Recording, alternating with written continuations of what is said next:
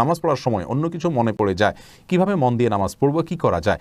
দুই সিজদার মাঝখানে কোনো কিছু না পড়লে নামাজ হবে কিনা, খাঁচায় বন্দি রেখে পাখি পালন করা যায় আছে কিনা, জাদু করে মেয়ে বিয়ে দিলে তারপর স্বামী জানতে পারলে কি তাকে তালাক দিতে পারবে, হারাম ইনকামকারী বন্ধুর দেওয়া উপহার গ্রহণ করা যাবে কিনা, বাবার মামাতো ভাইকে কি বিয়ে করা যাবে, একজন অটো চালক ভাড়ার বিনিময়ে হিন্দুদের তাদের মন্দিরে পৌঁছে দিতে পারবে কিনা।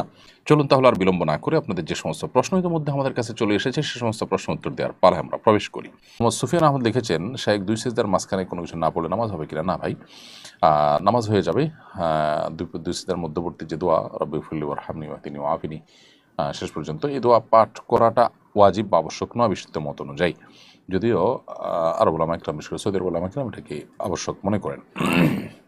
আকিল হোসাইন আপনি লিখেছেন, একজন অটো চালক ভাড়ার বিনিময়ে হিন্দুদের তাদের মন্দিরে পৌঁছে দিতে পারবে কিনা। মৌলিকভাবে অটোরিকশায় অন্য ধর্মাবলম্বীদেরকে বহন করতে কোনো অসুবিধা নেই।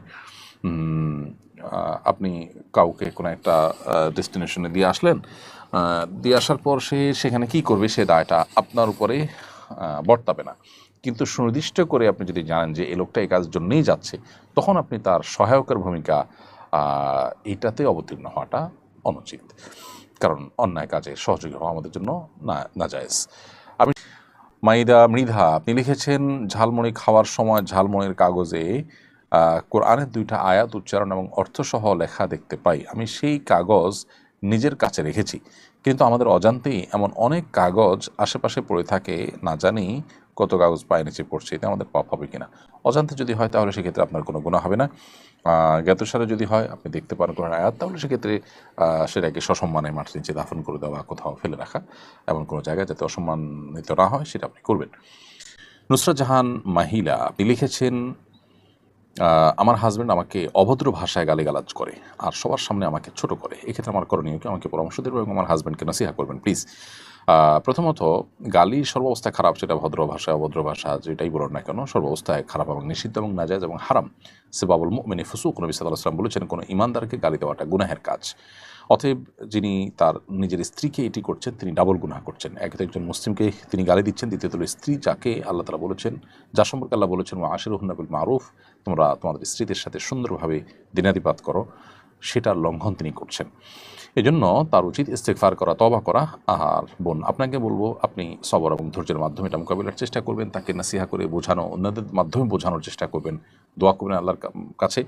একটা সময় ইনশাআল্লাহ আল্লাহ তাআলা আপনাকে এই পরিস্থিতি থেকে মুক্তি দান করবেন, এবং সবরের জন্য আপনি আল্লাহর কাছে অবশ্যই বিনিময় লাভ করবেন। আল্লাহ তাআলা মানুষকে অনেকভাবে পরীক্ষা করেন, এই পরীক্ষা যদি আপনি উত্তীর্ণ হন, দেখা যাবে আপনার জন্য ভালো কিছু অপেক্ষা করছে দুনিয়া কিংবা আখিরাতে ইনশাআল্লাহ তাআলা। গুনাহগার বান্দি আইডি থেকে আপনি লিখেছেন, বাবার মামাতো ভাইকে কি বিয়ে করা যাবে? বাবার মামাতো ভাই আপনার জন্য মাহরাম নন। বাবার মামাতো ভাই এর সাথে আপনি মেয়ে হিসাবে পর্দা করতে হবে। যে আপনার মাহরাম নন তার সাথে বিবাহ বন্ধন আবদ্ধ হতে কোনো অসুবিধা নেই, সেই হিসাবে বাবার মামাতো ভাইয়ের সাথে বিবাহ বসতে কোনো অসুবিধা নেই। মোহাম্মদ হাসান রিমন আপনি লিখেছেন, হারাম ইনকামকারী বন্ধুর দেওয়া উপহার গ্রহণ করা যাবে কিনা।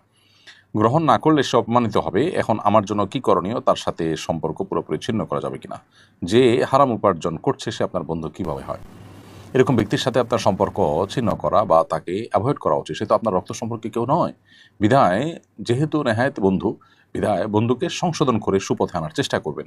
সে উদ্দেশ্যে তার সাথে সম্পর্ক আপনার থাকতে পারে, আর না হলে হারামে লিপ্ত মানুষকে আপনি অনবরত এবং দিব্যি বন্ধু হিসাবে গ্রহণ করে যাওয়া, এটা আপনার আদর্শের সাথে যায় না, ইমানের সাথে যায় না। এরপরে যদি সে হারাম কিছু দিয়ে থাকে, বিনয়ের সাথে তাকে আপনি বোঝাবেন এবং আপনার অপারগতার কারণও আপনি তাকে ব্যাখ্যা করে এক রকমের দাওয়া তার সামনে নিবেদন করবেন। একান্ত যদি সেটা আপনি কোনো কারণে গ্রহণ করে ফেলেন, তাহলে সেটা তাকে ফেরত দেওয়া কিংবা গরিব দুঃখীকে সওয়াবে নিয়ত করা ছাড়া, যে ব্যক্তি এটার মালিক তার তরফ থেকে এটি দান করে আপনি দায়মুক্ত হওয়ার চেষ্টা করবেন। আর যদি তার হারাম উপার্জনের পাশাপাশি হালাল আর উপার্জনও থাকে, মিশ্র উপার্জন থাকে, তাহলে সেক্ষেত্রে আপনি তার কাছ থেকে সাধারণ উপহার গ্রহণ করতে পারেন। সবসময় বিপদে থাকি, কীভাবে বুঝবো কোনটা আল্লাহর পরীক্ষার কোনটা আল্লাহর আযাব? যে কোনো সাধারণ বিপদই আল্লাহর পক্ষ থেকে পরীক্ষা হতে পারে, আবার আমাদের কোনো অপরাধের কারণে আল্লাহর পক্ষ থেকে শাস্তিও হতে পারে। তো এটা নিরূপণ করা জরুরি না। আপনি সবসময় যে কোনো বিপদে আল্লাহর কাছে ইস্তেগফার করবেন, এতে গুনাহ মাফের সম্ভাবনা যেমন তৈরি হবে, বিপদ থেকে মুক্তি লাভের রাস্তাও আপনার জন্য সুগম হবে ইনশাআল্লাহ তাআলা। কারণ নবী সাল্লাল্লাহু আলাইহি ওয়াসাল্লামের হাদিস রয়েছে, যে ব্যক্তি ইস্তেগফারকে আঁকড়ে ধরে আল্লাহ তাআলা তাকে যে কোনো কঠিন পরিস্থিতি থেকে উত্তরণের জন্য অভাবনীয় পথ আবিষ্কার করে দেন। হজ ফরজ হওয়ার পর ইচ্ছাকৃতভাবে বিলম্ব করলে গুনাহ হবে কিনা? হজ ফরজ হওয়ার পর তৎক্ষণাৎ হজ আদায় করা উচিত, এটাই হলো সংখ্যাগরিষ্ঠ ইমামদের মত।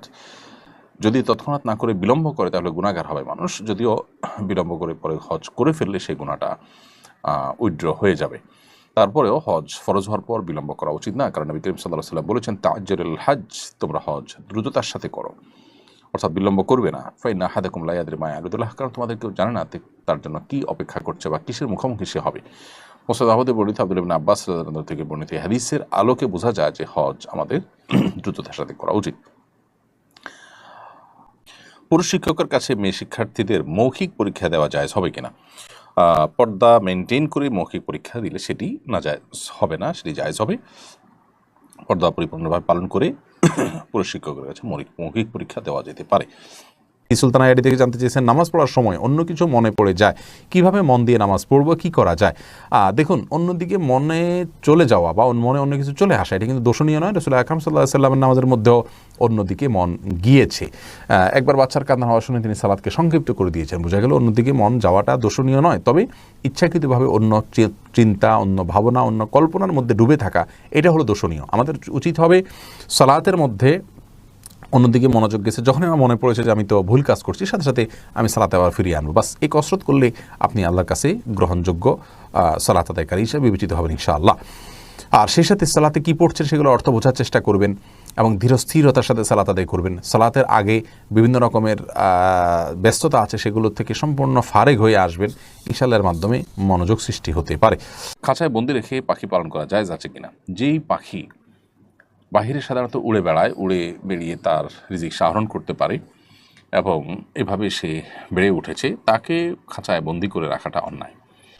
আর কিছু পাখি এতটাই কোমল, এতটাই তারা নরম প্রকৃতির যে তারা আসলে বাহিরে অন্য 10টা পাখির মতো উড়ে চড়িয়ে বেড়াতে পারে না এবং নিজেদের জীবিকা আহরণ করতে পারে না, বরং অন্যান্য সেই পাখির বা অন্যান্য পশুর আপনার খাবারে পরিণত হয় এবং টার্গেটে পরিণত হয় এবং নিজেকে বিভিন্ন প্রাকৃতিক অপ্রাকৃতিক বিভিন্ন দুর্যোগিতা থেকে রক্ষা করতে পারে না। এই টাইপের কিছু পাখি যেগুলো আসলে পোষার জন্যই বা আপনার খাঁচাতেই তারা বেড়ে ওঠে, এরকম যদি হয় তাহলে সেটা জায়েজ আছে, যদি নিয়মিত খাবার টাবার ইত্যাদি দেওয়া হয় তাহলে।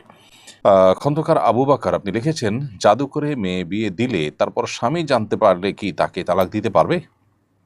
তালাক আল্লাহ তাআলার কাছে সবচাইতে অপছন্দনীয় তালাক, বৈধ বিষয়, যার কারণে একান্ত অনন্য উপায় না হলে তালাকের পথে হাঁটা উচিত না। একেবারে নিরুপায় কোনো উপায় যদি না থাকে তখন শুধুমাত্র তালাকের পথে হাঁটা উচিত।